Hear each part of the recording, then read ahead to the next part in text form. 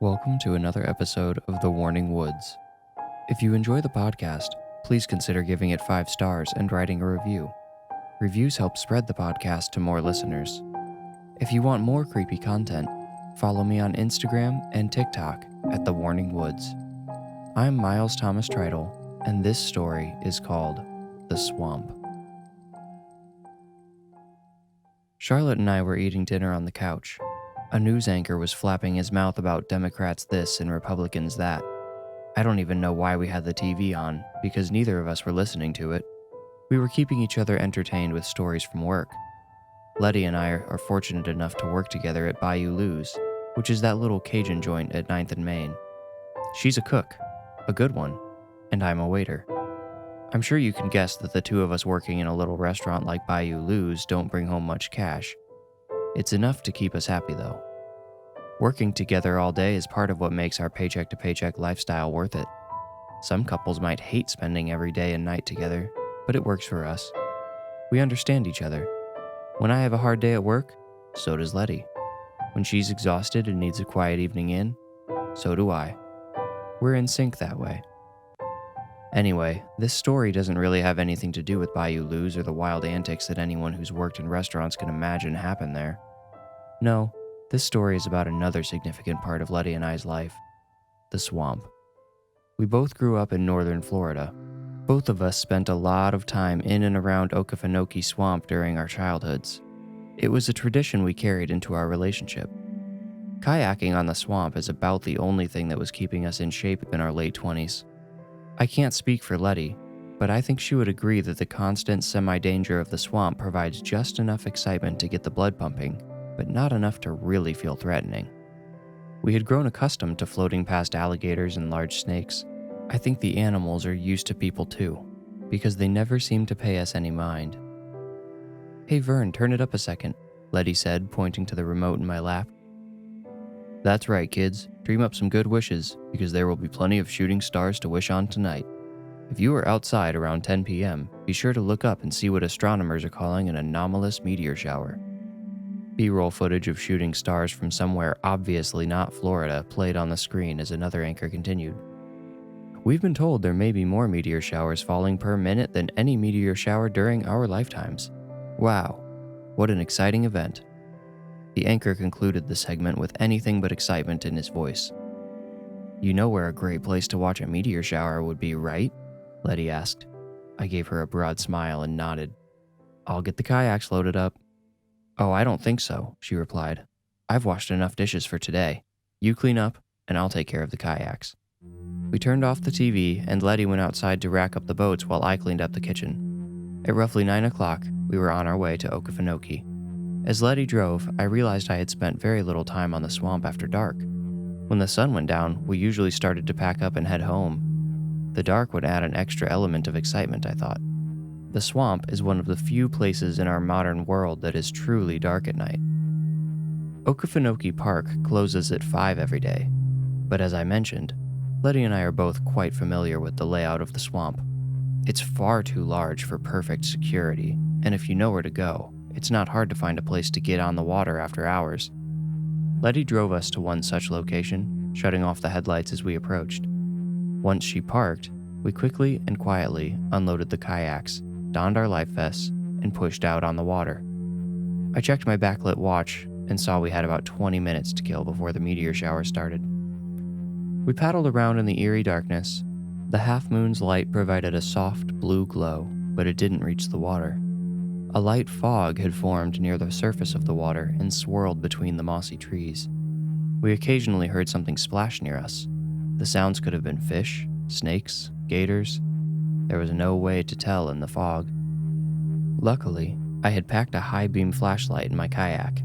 90,000 lumens packed a punch for the thick fog and allowed me to see the water just around my boat. I kept it off most of the time, though. I wanted to preserve the natural atmosphere, as well as the flashlight's batteries. "There's one," I heard Letty whisper shout from a few feet to the right of me. Fortunately for us, the fog hadn't risen high enough to block the spectacular view of the starry sky. I missed the meteor Letty saw, but another soon streaked across the field of stars. Those 2 shooting stars were only the prelude to an up-tempo symphony of light. We observed in stunned silence, getting lost in the deluge of white streaks. Something momentarily blocked my view of the sky. It flew across my vision in the blink of an eye. I thought it might be one of the many breeds of waterfowl native to the area. It flew too quickly for me to make out any details, but it had an impressive wingspan.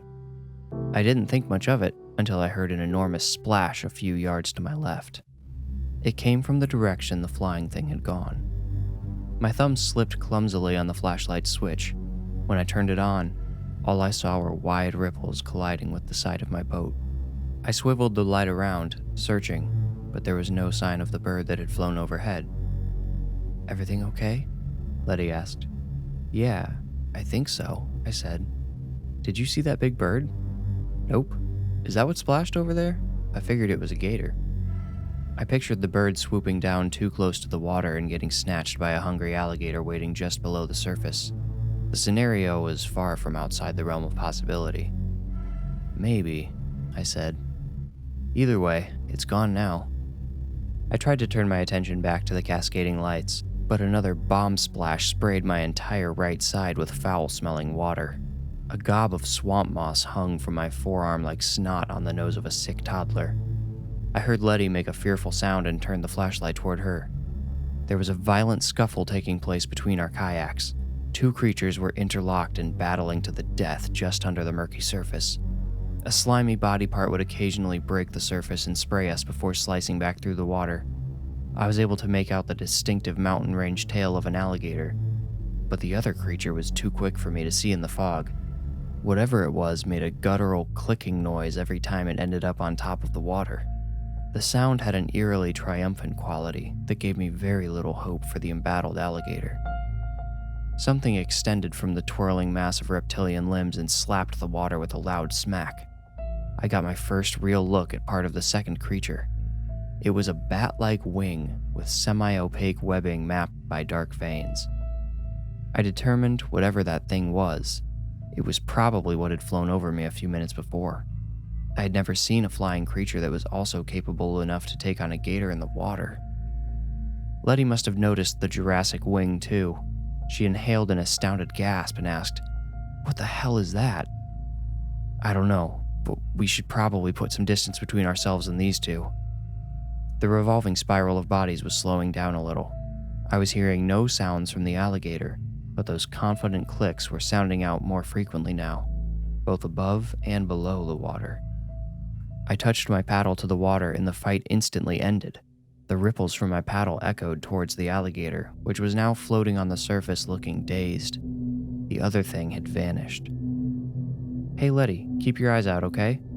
I don't know where that thing, a sucking clap of water made me look back towards the alligator.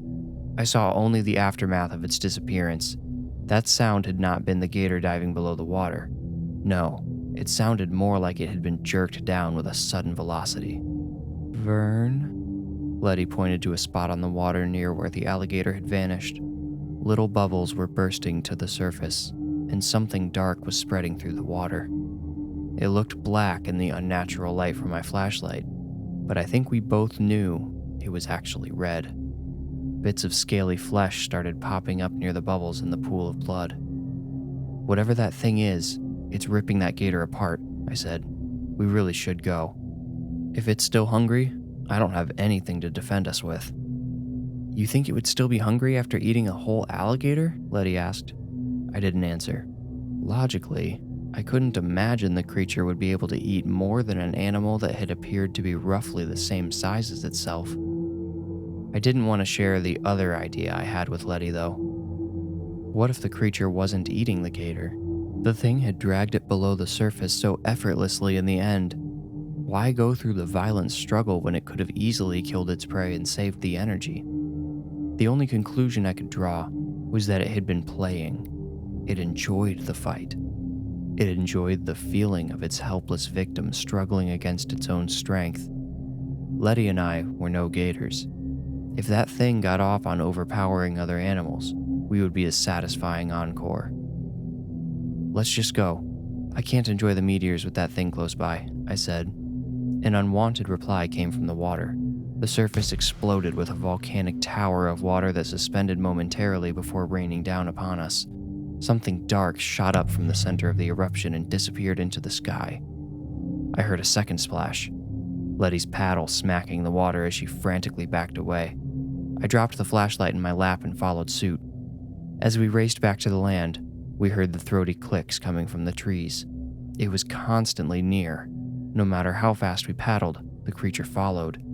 It was playing. There was no way we could outrun it. I knew, and it was letting us know too. "Letty, move closer to me," I said. She was nearer the trees than I. I wanted to get her out of that position and, irrationally, wanted her near me so we could defend each other. I didn't know what we could do against such a powerful assailant, but I felt better being close. A branch groaned and I heard a wet flapping noise before feeling warm air hit the side of my face. The creature had flown right over our heads. "Keep going," I shouted as I grabbed the flashlight in my lap. I pointed it upwards, but at this point, the fog had risen higher. The light reflected off the water in the air and momentarily blinded me. The air ripped as the thing flapped its wings somewhere above me. I held my paddle up in pitiful defense. "Vern, just row, get away from there," Letty cried from just behind me. She was moving fast and had put a good distance between us. I figured she must be close to the shore now. If I could keep the thing focused on me, she could get away. It tore through the air again and flew just over my head. My plan had already failed. It was flying directly at Letty. "Watch out!" I shouted. Letty screamed and ducked out of the way. The creature missed her, but she had tipped off balance. I watched over my shoulder in shock as the bottom of her kayak came up and she disappeared under the water. We drilled rolls often. The ability to flip a capsized kayak can be the difference between life and death in many situations, such as the predicament Letty found herself in now. I tried to keep a strong grip on my floundering paddle, a victim of fearful tremors. Her kayak made disheartening quarter rotations from side to side. I could picture Letty flexing her hips below the surface as she struggled to right herself.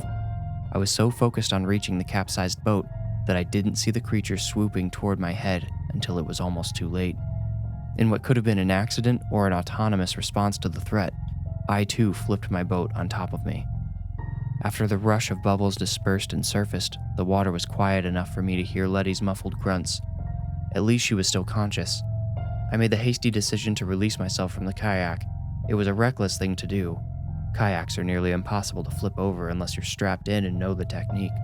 But I wasn't worried about the kayak or myself anymore. I just had to get to Letty. I surfaced to catch a breath and orient myself, but dove below again to swim. When I finally reached Letty, I dared not touch her lest I scare her into filling her lungs with slimy water. Instead, I felt the edges of her kayak with each hand, and when she made an effort to tip it left, I pulled. The counterweight of my body provided her with the boost she needed to complete the rotation. I surfaced with her. "Letty, you've got to tow me in." She was about to say something when we both heard something heavy splash into the swamp just a few yards behind us. "Just go," I shouted. I grabbed the handle on the rear of her kayak and she started to paddle. I tried not to think about the thing that was now in the water with me. I especially tried not to think about what it had done to the stocky alligator whose scaly skin provided much more protection than my own soft, pale flesh. We were so close to the shore I could see it through the dense fog when something clawed into my calf. The pain was so sharp and unexpected I almost released my hold on the handle.